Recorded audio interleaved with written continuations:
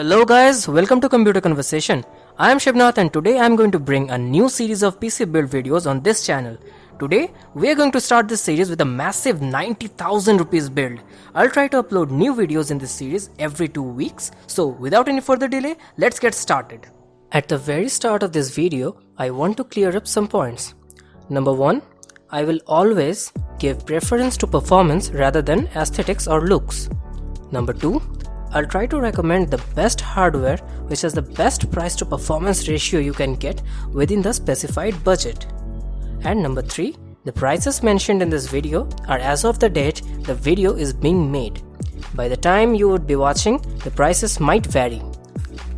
In this video, I will show you guys two builds, namely a 90K editing setup and a 90K gaming build. All the links will be provided below in the description. Now, let's start with the editing build first.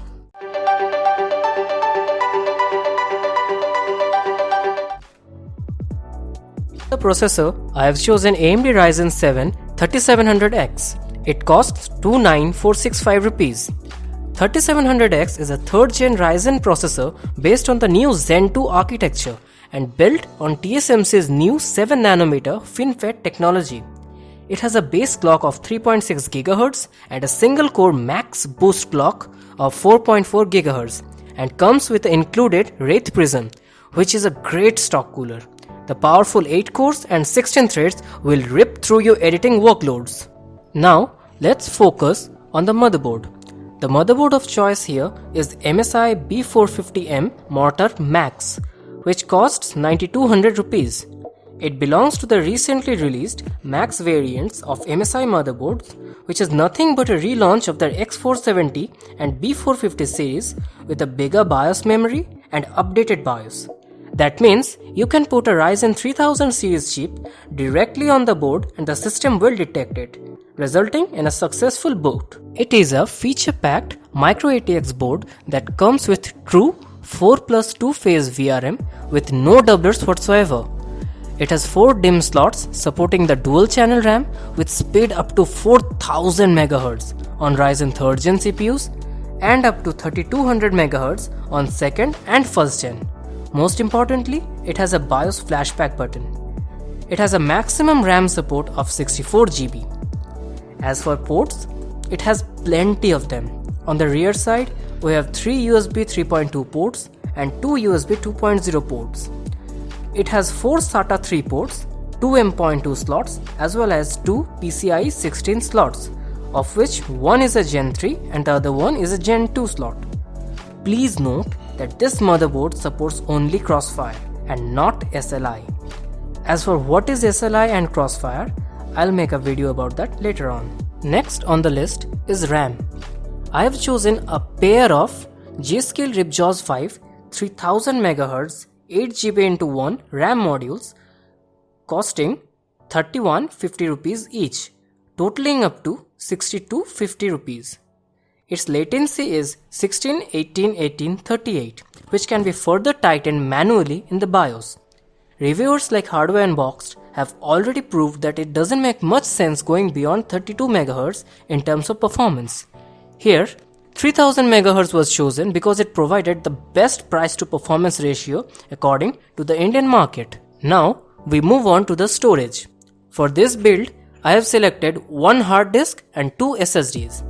The hard disk is a Seagate 2TB 7200 RPM costing 4800 rupees, from which the files will be fetched and kept after the editing is done. Next, a 480GB Kingston A400 SATA SSD of the price 3988 is chosen, on which the whole work will be done. Finally, another 120GB Adata SU650 SATA SSD, which is priced at 1540, is selected as the boot drive, which will be having the OS in it. Next on the list is the GPU or the graphics card. The GPU I have chosen here is a Zotac GeForce RTX 2060 Twin Fan Edition, costing 28,000 rupees. It's a 160 watt dual fan GPU featuring 1920 CUDA cores that will help complete the workload faster and a boost clock of 1680 MHz. It has 3 DisplayPort 1.4 and 1 HDMI 2.0 port. It has a warranty period of 3 plus 2 years. For the power supply, I have chosen Antec VP650P plus 650 watt 80 plus white, which costs 3900 rupees. It's a 650 watt power supply with a maximum efficiency of 88%. The PSU is a bit noisy and less efficient on low loads, but apart from that, it's a solid performer with good voltage regulation on all rails, outstanding ripple noise separation, and tolerant enough to high temperatures. A detailed review of the 550 watt variant of this PSU of this series is provided in the description below. Finally, we come to the last component of this build, the case. For the case, we have chosen Antec GX202, which in terms of looks is rather unattractive. However, the reason as to why I chose this case is because of its great airflow. The case comes with 2 pre-installed 120mm fans on the front and one 120mm fan on the rear. A total of 4 2.5-inch SSDs can be mounted on the case and 3 3.5-inch hard disks can be installed in it. The case has 2 3.0 ports, audio jack, power button and a restart button on the front side. This costs only 2900 rupees. This brings the total to 90,100 rupees roughly. Now, this marks the end for the editing build. Next, we're gonna see the gaming build.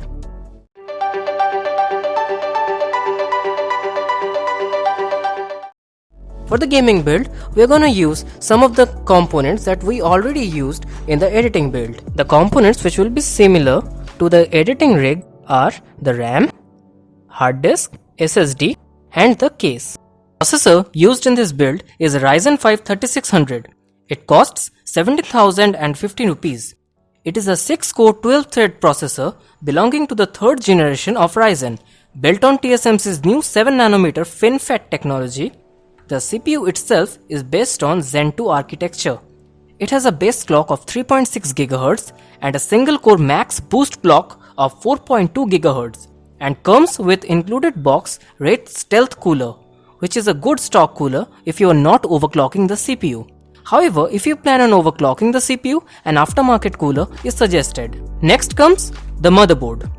Here I have chosen Gigabyte Aorus B450M, which costs 8200 rupees. Like the previous motherboard, this one too is a micro ATX board that comes with true 4+2 phase VRM with no doublers. It has 4 DIMM slots supporting dual channel RAM with speed up to 3600 MHz and supporting a maximum of 64 GB of RAM. This has dual BIOS feature. On the back panel, we have 2 USB 3.1 Gen 2 Type A ports which are of red color and 4 USB 3.1 Gen 1 ports. It has 6 SATA ports, 1 M.2 slot as well as 2 PCIe 16 slots. Do note that this motherboard supports only Crossfire and not SLI. Also, BIOS update is mandatory for it to detect the 3rd generation chip. Now, let's go over to the most important part of any gaming build, that is the graphics card. The GPU I have chosen here is Sapphire Pulse 5700 XT, costing 39,750 rupees.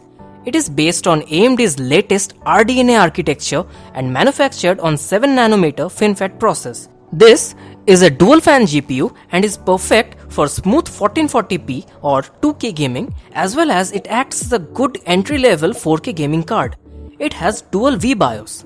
Sapphire undoubtedly produces one of the very best AMD cards, and this one is no exception. Personally, I would always go for Sapphire versions when I am choosing an AMD card, provided they are reasonably priced. It has 3 DisplayPorts 1.4 and 1 HDMI 2.0 port. As for specs, it has a base clock of 1605 MHz and a game clock of 1755 MHz. Game clock is the frequency at which the GPU will be while running most of the games at. There are 40 compute units, 2560 stream processors and 8 GB of 256-bit GDDR6 memory with an effective memory speed of 14 Gbps. An extremely detailed review of this card from Gamers Nexus is given in the description below. Let's come to the last component of this build, that is the PSU. For the PSU, I have chosen Antec HCG750. HCG stands for High Current Gamer. It is a 750 watt 80 plus bronze PSU which is fully modular PSU. That means you can attach only the cables you need and remove the other unnecessary ones. This allows for a much better and cleaner cable management. It has a warranty of 5 years. A link to Tom's hardware review of this PSU is given in the description below. That brings the total cost of the gaming build to roughly 89,500 rupees. If you like this video, do give it a thumbs up and subscribe. If you have any questions or suggestions, put them down in the comments. That's all for today. We will meet again in the next video.